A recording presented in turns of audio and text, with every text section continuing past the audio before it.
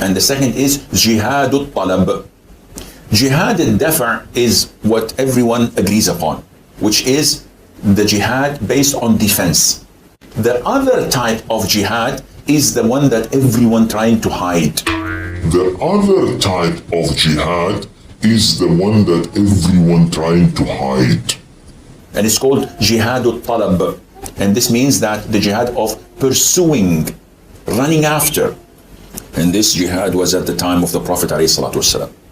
But this jihad cannot be accomplished, cannot take place unless the state of the Muslims is strong.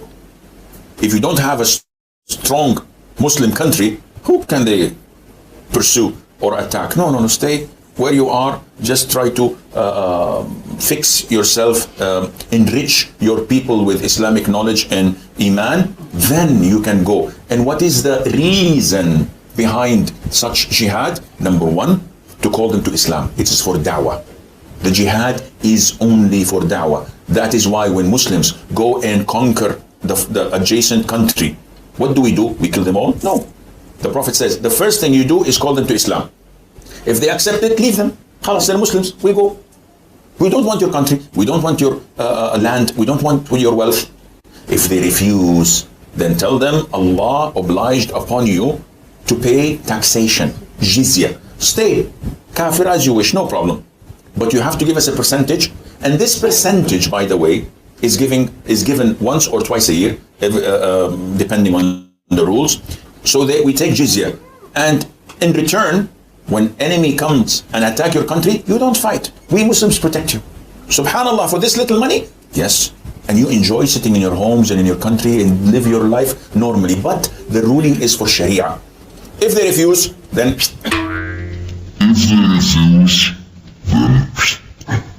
we have to fight. And if we fight you, then we capture you, you become our slaves, and we take your land, and you take because you refuse, I give you two good options. This is the strength of Islam. But nowadays, forget this. Maybe in the coming 40, 50 years, when the Muslims become strong as they're supposed to be, then you have jihad of the disbelievers, the kuffar, mushrikeen, enemies of Islam.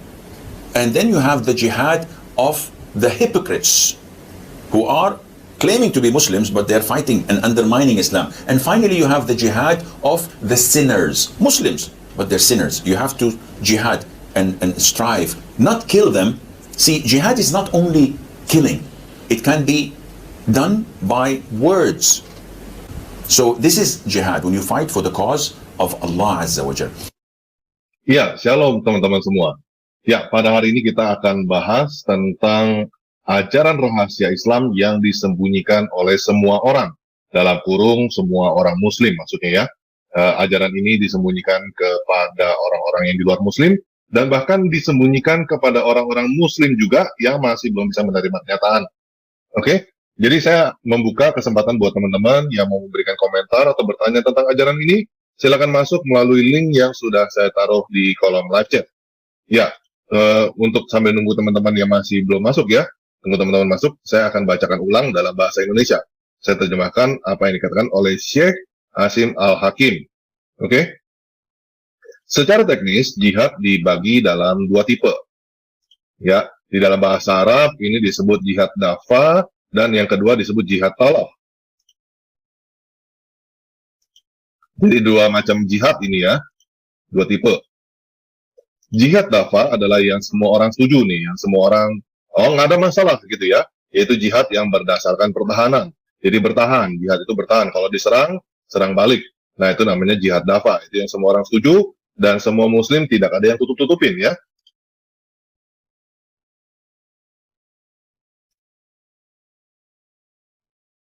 Nah ini yang berikutnya adalah jihad lain ya.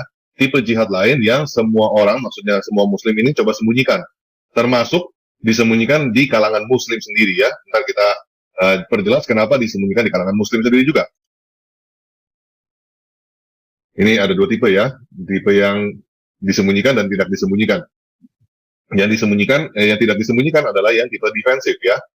Nah, yang disebut jihad talab ini artinya jihad yang mengejar atau yang berlari untuk mendapatkan sesuatu, itu jihad talab namanya ya. Ini jihad yang disembunyikan oleh semua orang dalam kurung Islam, baik kepada orang di luar Islam maupun kepada orang Islam yang dalam kurung tidak mampu untuk menerimanya ya. Ya ini jadi bohong dan dibohongin juga dua-duanya ya. Artinya mengejar. Nah, jihad ini ada di zaman Nabi Muhammad, sudah ada. Nah, ini yang banyak muslim bilang ya, oh enggak, Islam itu jihad itu kalau misalnya diserang, kalau diserang kita akan serang balik. Nah, itu ya mereka ngomong itu separuh benar ya. Mereka ngomong itu separuh benar.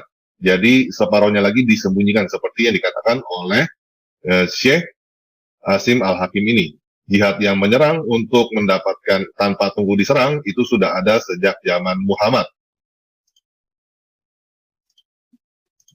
Oke. Nah, dia bilang, tapi jihad macam ini, jihad yang menyerang ini, tidak bisa dilakukan atau tidak bisa terjadi kecuali keadaan muslim kuat. Jadi kalau keadaan muslim itu nggak kuat, ya nggak bisa ya. Dia jelaskan di sini, kalau tidak ada negara muslim yang kuat, nah siapa yang bisa dikejar atau siapa yang bisa diserang ya. Jadi kalau negara muslim ini kalau misalnya lemah, dia tidak akan menyerang. Kalau misalnya udah jadi kuat, dia akan menyerang ya. Ini dikatakan oleh Syekh Hasim Al-Hakim. Nah, kalau misalnya lemah jadinya, ya diam aja di situ ya, umat muslim ya. Coba perbaiki diri, terus udah gitu belajar ilmu pengetahuan dan iman Islam ya. Setelah kuat, setelah banyak orang, cukup orang, baru lakukan yang jihad menyerang ini.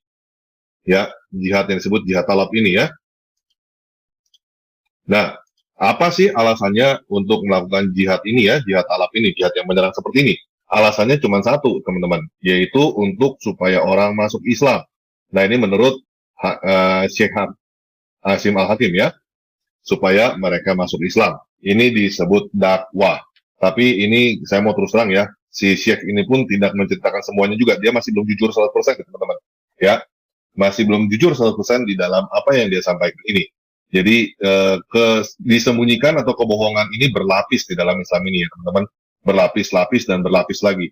Jadi kalau misalnya teman-teman belum mengetahui Islam, yang pertama dikatakan tentang Islam adalah Islam itu agama yang damai ya. Terus begitu kalau misalnya udah ketahuan, oh jihad gitu ya, ternyata Islam itu agama yang suka perang, jihad. Mereka akan menipu dengan alasan yang berikutnya, yaitu tadi yang jihad tadi ya, jihad yang tipe pertama tuh. Oh enggak, kami ini orang damai. Kami ini cuma menyerang kalau diserang. Nah itu itu adalah lapisan kebohongan yang kedua. Nah ini sebenarnya lapisan kebohongan yang ketiga. Nah setelah ketahuan bohong, baru bilang oh iya sebenarnya kami punya misi satu lagi sih. Ini disebutnya jihad tadi ya, jihad jihad talab ya. Jihad talab itu kami menyerang ini tujuannya untuk dakwah, untuk menyebarkan agama gitu. Ini kalau udah ketahuan baru ngaku teman-teman. Tapi di luar ini sebenarnya ada lagi teman-teman ya. Seperti yang di perang Khaybar itu bukan untuk menyebarkan agama, itu memang perang untuk untuk merampok ya, dan banyak lagi perang-perang yang dilakukan oleh Nabi Muhammad itu memang perang untuk merampok, bukan perang untuk jihad.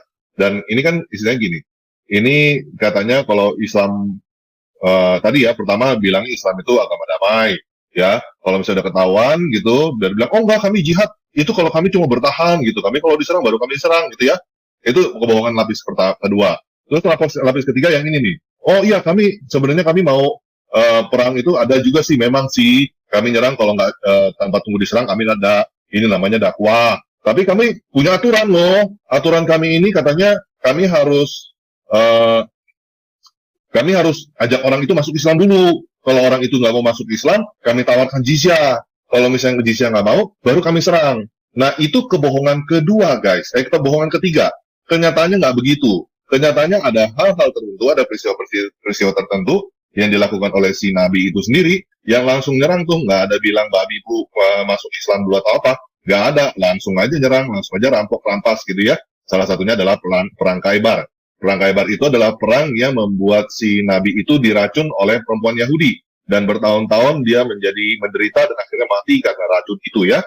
Oke, ya jadi alasan di belakang jihad seperti ini adalah agar supaya orang masuk Islam. Ini kebohongan juga ya sebenarnya ya, bukan ini doang.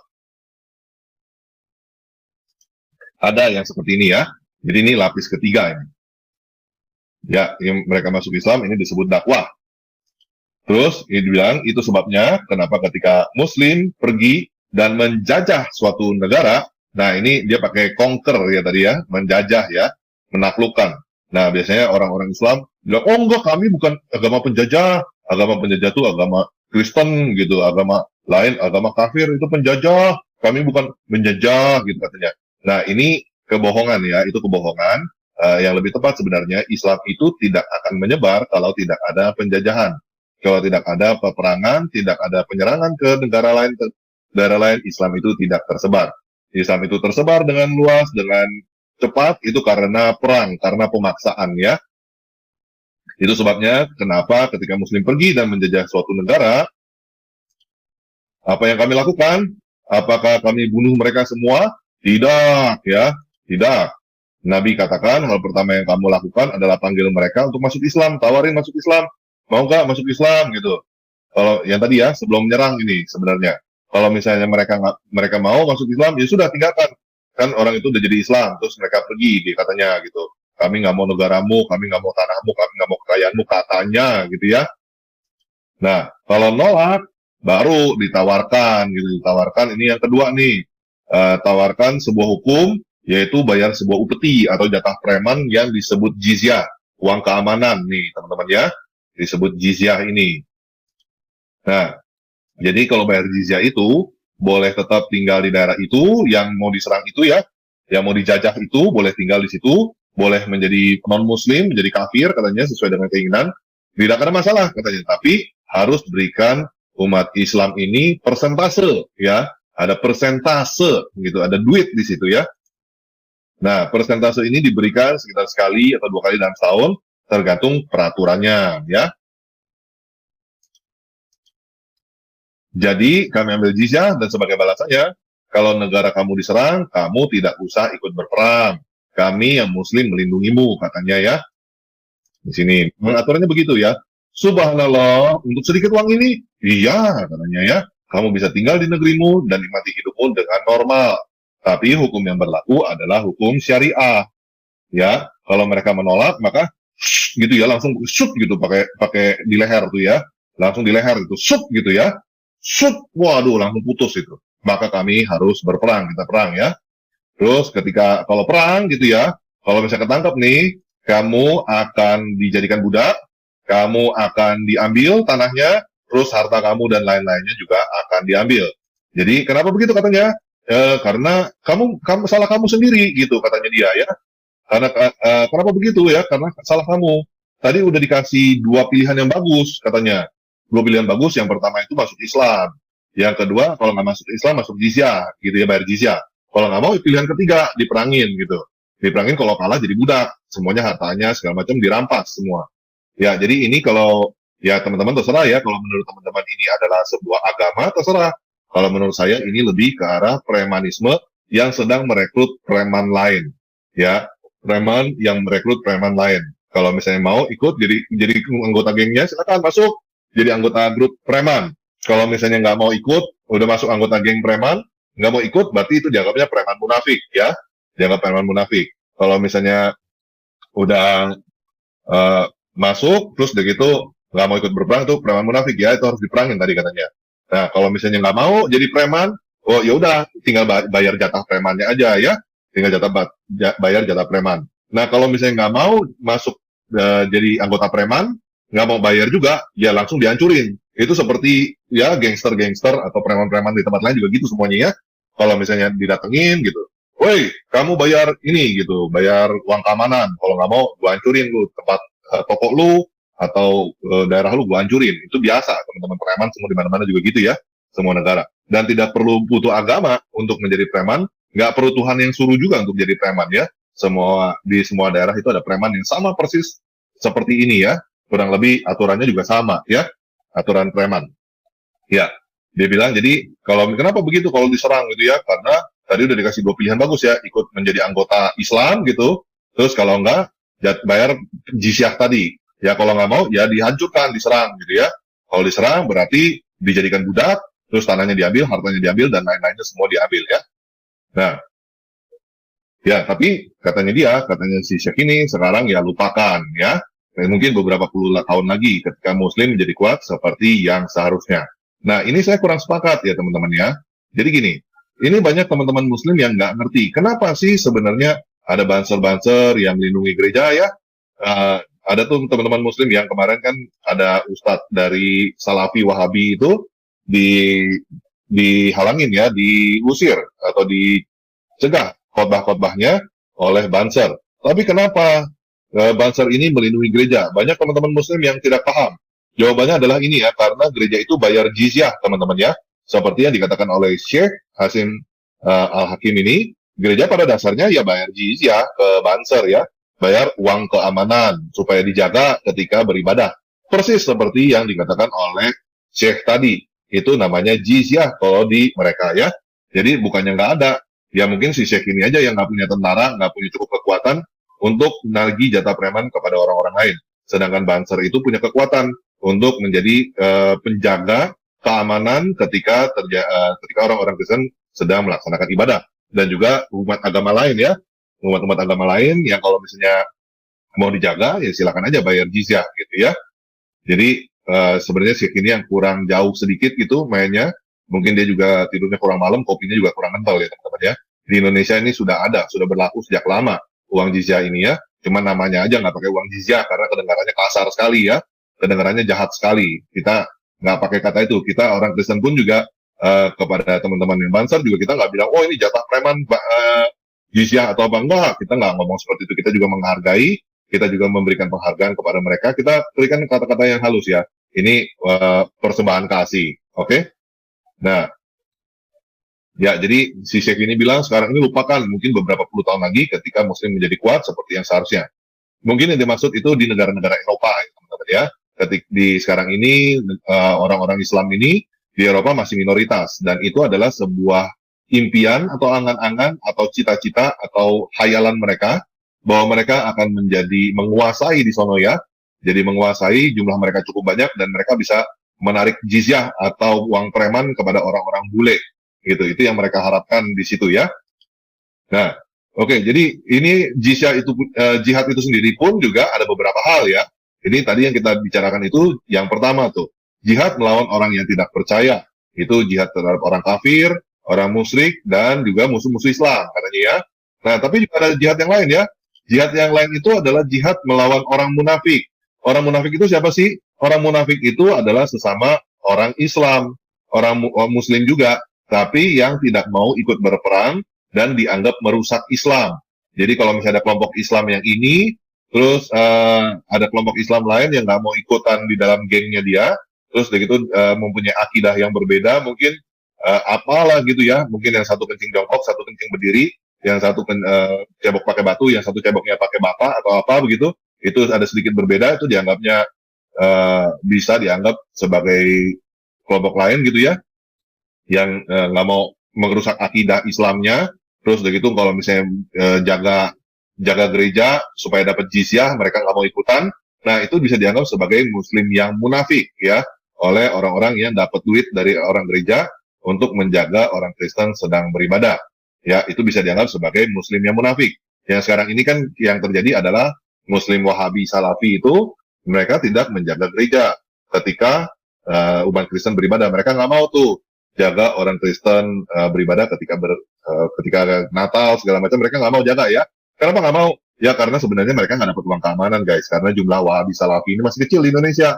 Jadi mereka tidak punya kekuasaan untuk meminta jatah preman atau jizyah tadi. Nah, sedangkan ada kelompok-kelompok Islam yang besar di Indonesia yang sudah cukup besar, ya mereka punya kekuatan cukup untuk menjadi penjaga keamanan ya. Nah, mereka yang dapat uang-uang keamanan itu. Nanti jadi ini ya bisa dibilang agak-agak seperti persaingan bisnis lah ya, persaingan bisnis keamanan. Oke? Nah, yang tidak termasuk dalam kelompoknya itu bisa dianggap sebagai Islam yang munafik. Oke? Dan pihak yang ketiga ya ini juga lawan Islam yang dianggap berdosa ya. Oh, selama orang Islam juga, tapi orang Islam itu dianggap berdosa. Ya, tadi misalnya tuh ya, misalnya yang satu kencing jongkok, satu kencingnya berdiri, yang satu minum kencing onta, yang satu nggak mau minum kencing onta, gitu, itu dianggap berdosa tuh. Semua orang minum kencing onta, kamu nggak mau minum kencing onta sendiri. Memang itu ajaran Islam. Yang ketiga, ngebohongin keluarga, ngebohongin istri ya, itu boleh supaya mendamaikan juga. Jadi ya teman-teman yang memang mau cari kebenaran, cobalah belajar, cobalah lihat Al-Quran dalam bahasa Indonesia. Gitu, cobalah lihat, pelajari sendiri dulu ya. Nggak usah percaya dulu Al-Quran itu wahyu atau bukan. Nggak usah percaya dulu sama siapapun juga, nggak usah cari guru dulu lah.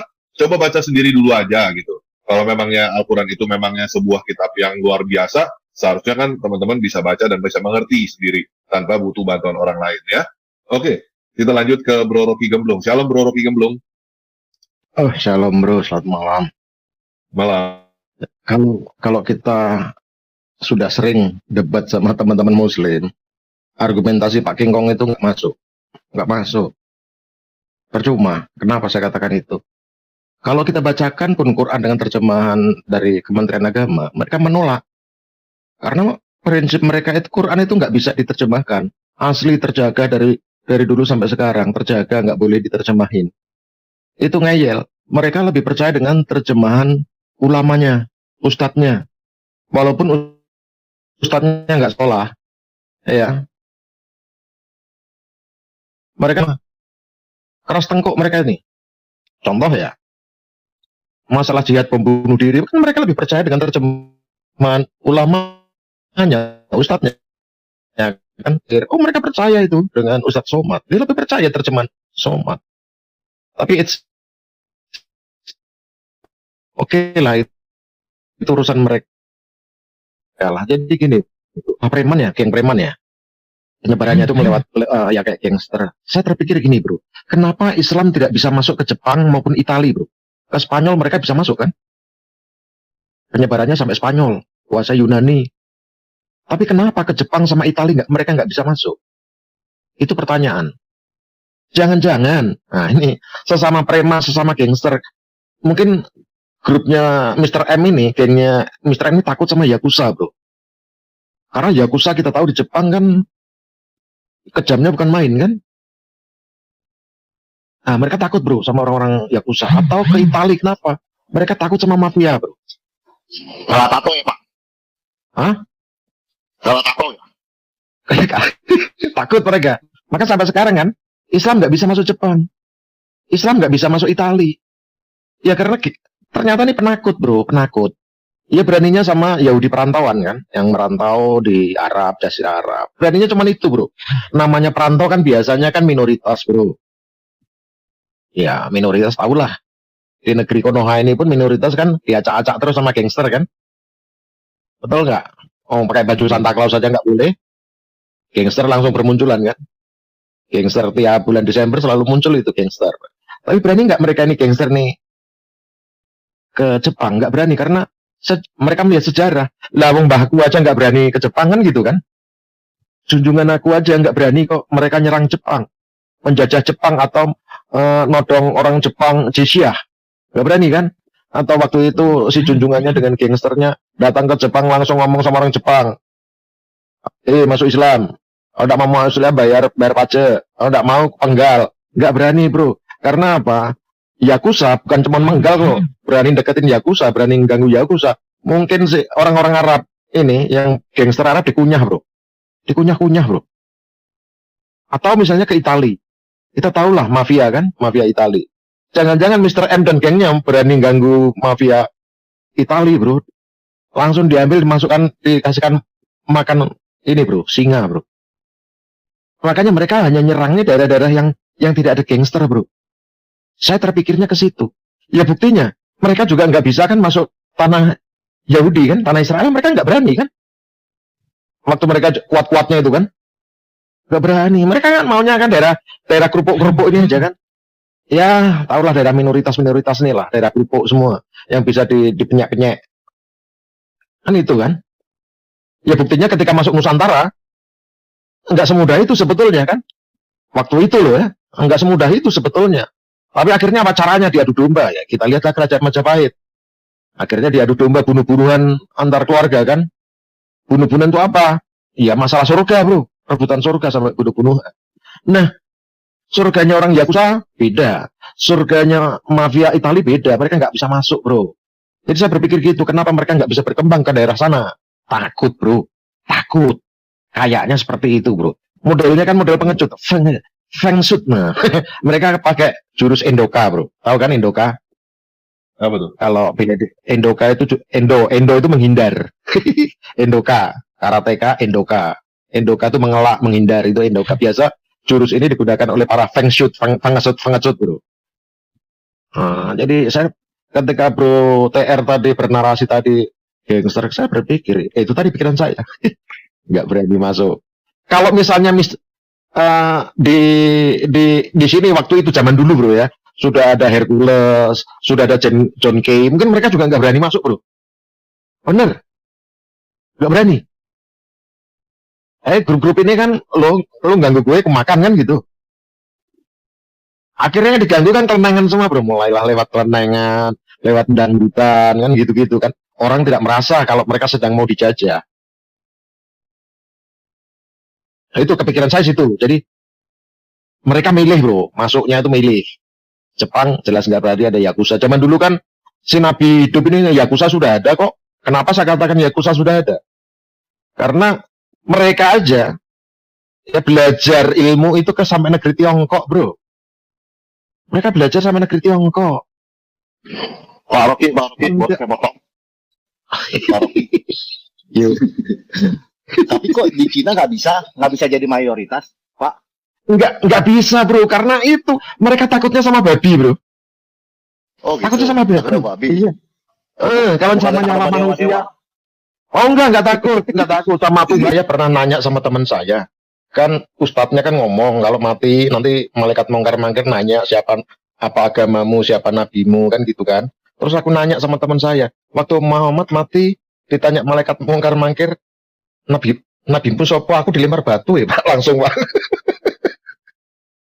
Aku langsung dilempar batu padahal aku nanya salah aku apa. Lah Muhammad waktu mati kan ditanya malaikat mungkar mangkir agamamu apa, siapa nabimu. Pasti kan ditanya kan. Muhammad kan ditanya malaikat seperti itu kan. Di pintu neraka kan, aku langsung dilempar sama batu Pak. Apa yang disampaikan sama Ustadz yang berjenggot ini? Tipe pertama itu yang jihad dafa ini yang katanya mempertahankan diri dan satunya jihad talab ya.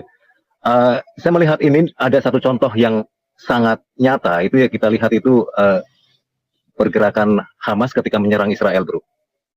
Rupa-rupanya Hamas saya lihat itu mengkombinasikan dari dua tipe jihad ini yang bertahan dan juga menyerang gitu ya. Jadi seperti kayak dalam pertandingan tinju itu ada hit and run terus bertahan gitu ya. Jadi sepertinya yang saya lihat atau yang saya perhatikan itu dari pergerakan Hamas ketika menyerang Israel di 7 Oktober 2023 kemarin itu dengan menyerang rakyat atau penduduk sipil yang di Israel terus kemudian menculik mereka, membunuh mereka, menyiksa mereka, memperlakukan mereka dengan biadab dan mengambil mereka sebagai tawanan perang dan dibawa ke Gaza gitu ya, diumpetin, ditahan lah, dijadikan sandera di lorong-lorong yang mereka buat untuk bersembunyi dan menyerang Israel. Dan setelah itu setelah diserang sama Israel, kembali diserang oleh Israel, mereka seolah-olah bertahan. Jadi mereka menyuarakan ke dunia luar seolah-olah mereka yang diserang Israel dan mereka menganggap dirinya sebagai pejuang yang mempertahankan wilayah mereka sendiri gitu ya. Jadi mereka seperti ya kenapa? Bermain korban. Iya, playing victim. Jadi seolah-olah Hamas ini adalah pejuang yang mempertahankan wilayah Palestina di jalur Gaza untuk membela rakyat Gaza dengan cara menyerang Israel, tapi kemudian balik menarik pasukannya mundur ke Gaza. Ketika digempur sama Israel, mereka berteriak seolah-olah mereka lah yang menjadi korban dari IDF atau Israel ini. Dan kita tahu sendiri bahwa ternyata bro, dari pasukan Hamas ini komandannya adalah seorang wartawan yang dari Al Jazeera itu ternyata juga terlibat di sana bro. Jadi wartawan Al Jazeera yang kita tahu itu milik Qatar ya, itu ternyata juga terlibat sebagai komandan Hamas di situ. Jadi mereka memang dengan mudah mempropaganda dengan adanya pertempuran antara Israel dengan Hamas ini. Karena mereka yang mereka rekrut sebagai tentara atau pasukan Hamas itu sendiri adalah orang-orang yang memang berkecimpung di dunia broadcast gitu ya, kayak wartawan, kayak jurnalis gitu ya. Seperti halnya wartawan Al Jazeera yang mereka rekrut, ternyata ada juga wartawan dari Al Jazeera ini yang menjadi komandan dari Hamas dan sudah tertangkap. Makanya Israel akhirnya membekukan kantor berita Al Jazeera yang ada di Tel Aviv gitu ya. Jadi playing victim memang seperti itu. Jadi kalau misalkan mereka dalam keadaan lemah, sepertinya tidak mungkin melakukan jihad talab yang seperti disampaikan sama Ustadz yang ini kan, yang berjenggot ini. Karena memang harus menunggu pasukan mereka begitu kuat baru bisa menyerang ke wilayah lain atau menduduki wilayah negara lain begitu. Dan ini jadi pertanyaan ketika Islam Nusantara masuk ke negara kita atau ke Nusantara, Islam yang dibawa sama Wali Songo gitu ya. Ini kan semacam pendudukan berarti ya, karena mereka datang ke wilayah negara orang atau wilayah wilayah orang lain, bukan mereka bertahan, mereka siar dakwah. Dan ini seperti yang disampaikan sama Ustadz ini kan dengan cara seperti itu artinya mereka mengejar katanya kan, itu dari kata-katanya itu diterjemahannya kan mengejar, artinya menyerang gitu ya. Dan pada saat itu juga ini ya, mereka dalam di bawah pimpinan Khalifah ini kan yang di Turki, Ottoman. Kalau mereka mengatakan bahwa Islam masuk ke Nusantara dengan cara damai, ini jadi pertanyaan besar, bro. Bukannya mereka datang itu dengan cara invasi ya, invasi. Artinya mereka datang untuk menguasai wilayah itu dan terbukti terjadi kudeta kan antara ini Kerajaan Demak dengan Kerajaan Majapahit yang notabene kita tahu bahwa Kerajaan Demak itu didirikan oleh Raden Patah, anaknya Brawijaya. Ya nggak semuanya, nggak semuanya. Bimbingan dari para wali. Nggak semuanya mereka lakukan dengan cara perang, bro. Dalam agama mereka nggak selalu mereka dengan menggunakan cara perang. Ada yang mereka lakukan dengan cara damai ya ada, tapi masalahnya mereka menyembunyikan yang dengan perang, kan gitu. Yang tadi misalnya yang kayak kita katakan tadi Raden Patah gitu kan. Nah itu kan si Raden Patahnya itu masuk Islam apakah karena dia terpaksa? Kan enggak kan? Enggak kan? Yang mereka suarakan suarakan. Melalui maksa kan gitu kan. Ya masalahnya yang ya itu kalau mereka memang ada dua muka ya. Muka yang pertama ketika mereka nggak punya kekuatan perang, muka kedua adalah muka ketika mereka punya kekuatan perang, gitu. Seperti yang dikatakan oleh Syekh kita ini, gitu. Kalau misalnya mereka belum punya kekuatan perang, mereka bilang kita ini Islam ini agama damai, kita datang dengan kedamaian, kita cuma mengajarkan dakwah, kita mengajarkan agama yang baik, begitu. Itu ketika mereka tidak punya kekuatan militer. Nah, setelah punya kekuatan militer itu lain cerita, gitu. Iya. Dan sepertinya yang kita dengarkan, yang kita dapatkan, yang kita dapat masukan dari orang-orang yang katanya tahu tentang sejarah itu katanya Islam masuk ke Indonesia dalam keadaan damai. Ya ini jadi pertanyaan besar karena setelah Islam masuk ke Nusantara, ternyata kan Majapahit terpecah belah dan banyak menjadi bagian-bagian negara yang maksudnya kerajaan yang dipimpin oleh Sultan gitu loh. Seperti kerajaan Mataram kuno yang kemudian menjadi Mataram Islam gitu kan. Demak, terus kemudian masih banyak lagi lah kerajaan-kerajaan yang hasil dari pecahan Majapahit gitu ya.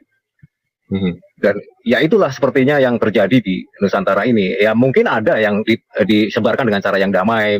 Misalnya katakanlah ada salah satu sunan atau wali yang namanya Sunan Kalijaga ya, katanya itu dengan cara damai, dengan cara penyebarannya itu melalui kebudayaan gitu ya, kayak wayang kulit dan gamelan seperti itu. Tapi untuk hal-hal lain yang kita nggak tahu ya, kita nggak ngerti juga karena buktinya ada peperangan kok yang terjadi antara Demak dengan Majapahit gitu ya. Dan anak-anak Brawijaya yang selain ini bro, yang selain Raden Patah itu kan mengungsi ke Bali gitu dan banyak melakukan ini kan pelarian ke daerah Bromo juga gitu ya. Ya itu sekelumit yang saya tahu sih tentang bagaimana runtuhnya kerajaan Majapahit. Ya kembali ke topik tentang jihad ini, tentang jihad yang sebelum lanjut ke situ sebenarnya udah ada 3 yang udah clear, maksudnya nggak bisa dibantah bahwa itu adalah pengislaman secara paksa ya. Lebih sebenarnya. Yang pertama itu tadi yang bro bilang tuh Majapahit ya, Majapahit diserang oleh Demak kan. Yang kedua perang Padri.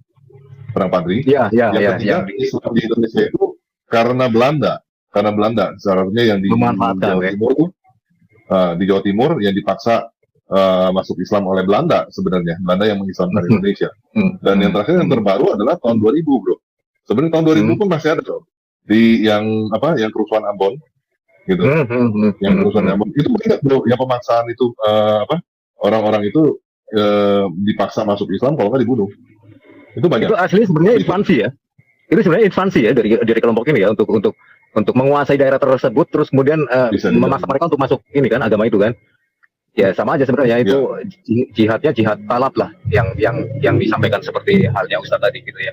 Ya jadi mengerikan sekali kalau kita mengamati karakter dari agama ini ya karena tapi seperti yang Pak Ustadz ini katakan bro, mereka selalu berusaha menyembunyikan itu. Mereka selalu cara triknya sama seperti yang tadi Bro katakan di ini ya, di Hamas ya. Mereka menyerang terus berpura-pura main korban gitu. Jadi mereka menyerang sambil bilang, oh kita diserang nih gitu loh. Selalu itu triknya begitu terus. Gitu. Dan triknya Hamas ini berhasil, Bro. Triknya Hamas ini hampir ya katakanlah 70% itu berhasil karena banyak di belahan negara manapun itu kebanyakan percaya dengan propagandanya Hamas. Bahkan seolah-olah kejadian 7 Oktober itu nggak pernah ada. Beruntung ketika kemarin dari Komisi Perempuan di PBB ya sempat menyuarakan dan akhirnya mereka percaya dengan adanya penyelidiki penginvestigasi yang independen gitu ya. Artinya orang-orang yang ditugaskan untuk menyelidiki kejadian 7 Oktober yang dimana itu terjadi pemerkosaan terhadap perempuan Israel yang dilakukan sama Hamas dan mereka akhirnya percaya. Tadinya nggak percaya bahwa dianggapnya hal itu tidak pernah terjadi. Bahkan sempat dituduhkan balik bahwa ketika terjadi kerusuhan di 7 Oktober itu seolah-olah itu yang melakukan penembakan itu Israel dari udara, Bro, dari helikopter gitu. Katanya polisi Israel yang melakukan penembakan. Dan ini pemutarbalikan fakta yang juga dilakukan oleh media-media kita, media mainstream malahan ya. Kita tahu ya ada beberapa media mainstream dari negara kita yang selalu membelokkan fakta dari kejadian yang ada di Gaza gitu ya. Jadi seolah-olah makanya akhirnya ya nggak cuma di negara kita ya, hampir di seluruh belahan dunia itu melakukan itu. Makanya seolah-olah Israel inilah menjadi semacam dalam tanda kutip tersangka yang ketika diajukan ke Mahkamah Internasional atau pengadilan internasional itu yang diajukan sama Afrika Selatan, hampir-hampir Israel dapat vonis itu, Bro, melakukan genosida.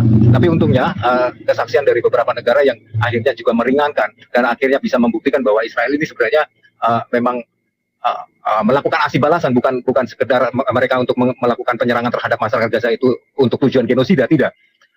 Dan ini yang terjadi di belahan dunia manapun, banyak melakukan demo-demo yang ada di UK, yang ada di Amerika, di manapun mereka berada itu, ya hasil propaganda seperti itu.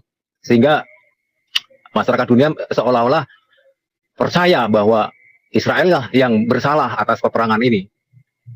Ya seperti itulah jihad yang dilakukan mereka. Jadi yang dikatakan takyah itu ya memang dilakukan ketika mereka melakukan jihad itu tadi, karena kalau tidak seperti itu ya sulit mereka untuk mencapai kemenangan.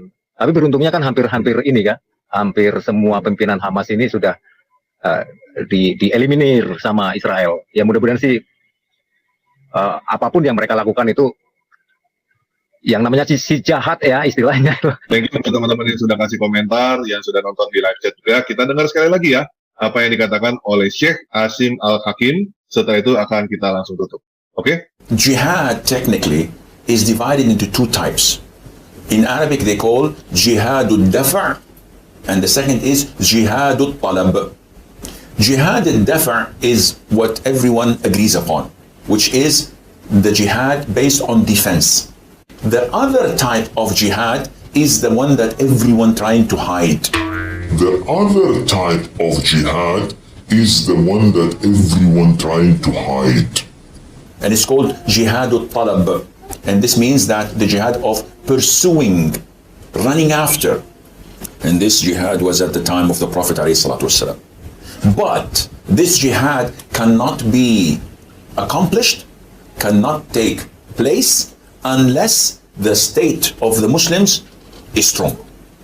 If you don't have a strong Muslim country, who can they pursue or attack? No, stay where you are. Just try to fix yourself, enrich your people with Islamic knowledge and Iman, then you can go. And what is the reason behind such jihad? Number one, to call them to Islam. It is for da'wah. The jihad is only for da'wah. That is why when Muslims go and conquer the adjacent country, what do? We kill them all? No. The Prophet says, the first thing you do is call them to Islam. If they accept it, leave them. Khalas, they're Muslims. We go. We don't want your country. We don't want your land. We don't want your wealth. If they refuse, then tell them Allah obliged upon you to pay taxation, jizya. Stay kafir as you wish, no problem. But you have to give us a percentage. And this percentage, by the way, is given once or twice a year, depending on the rules. So we take jizya. And in return, when enemy comes and attack your country, you don't fight. We Muslims protect you. Subhanallah, for this little money? Yes. And you enjoy sitting in your homes and in your country and live your life normally. But the ruling is for Sharia. If they refuse, then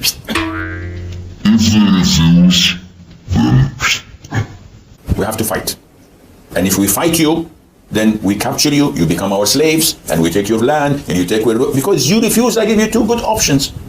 This is the strength of Islam. But nowadays, forget this. Maybe in the coming 40, 50 years, when the Muslims become strong as they're supposed to be, then you have jihad of the disbelievers, the kuffar, mushrikeen, enemies of Islam. And then you have the jihad of the hypocrites who are claiming to be Muslims, but they're fighting and undermining Islam. And finally, you have the jihad of the sinners, Muslims, but they're sinners. You have to jihad and strive, not kill them. See, jihad is not only killing. It can be done by words. So this is jihad, when you fight for the cause